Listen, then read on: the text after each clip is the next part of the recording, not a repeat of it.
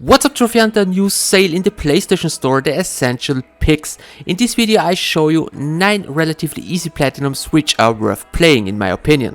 I know there are plenty of easy platinums in this sale, but everybody wants something for their money. So here are 9 games which are definitely worth playing, and they all have a relatively easy platinum. The first game is Little Orphs. It is a very easy platform game which tells a very good story. The soundtrack and the art design are beautiful.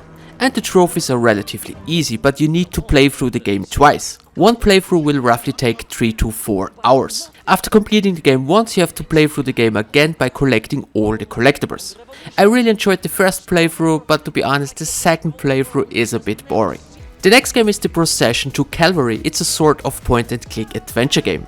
But this game contains a lot of surprises and laughs. The game has a lot of dark humor and I really enjoyed my playthrough. The game is sometimes also very brutal.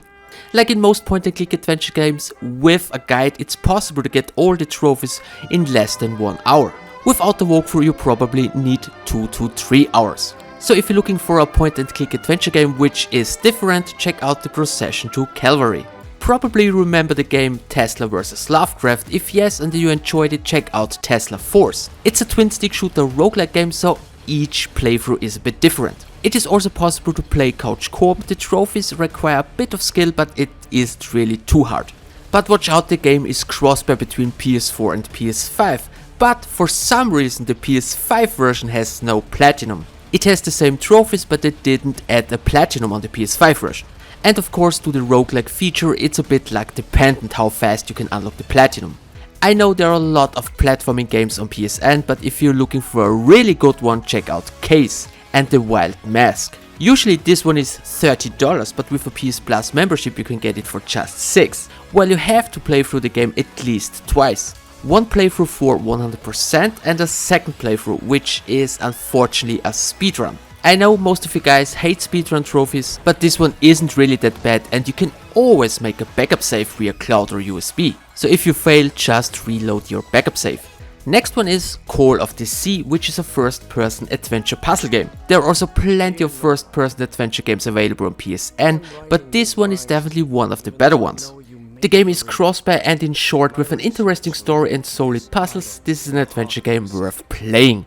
There are no missable trophies because there's a chapter select. With guide it's possible to get all the trophies within 2 to 3 hours, without the guide you probably need 6 hours. The next game is a lot of fun, Severed Steel, another crossplay title. This one is a single player first person shooter game. The game is very short and $25 is probably too much, but for just $10 definitely worth a try. The game is very fast and requires a bit of skill. You must use your special powers to slow down time and some stuff. Overall a very fun game with a relatively easy platinum. 2 playthroughs and a bit of grinding to reach firefight level 80 is required to unlock the platinum. The next one is another very underrated gem if you ask me, Art of Rally. The game is simple but very addictive. The driving is a little hard at first, but once you get the hang of it, it's super fun to play. And no worries, the game is not only available on PS5, there's also a PS4 version. There are 2 online trophies, but fortunately you don't have to play against any player. Just complete 1 daily and 1 weekly event. And the game also offers different difficulties you can choose from.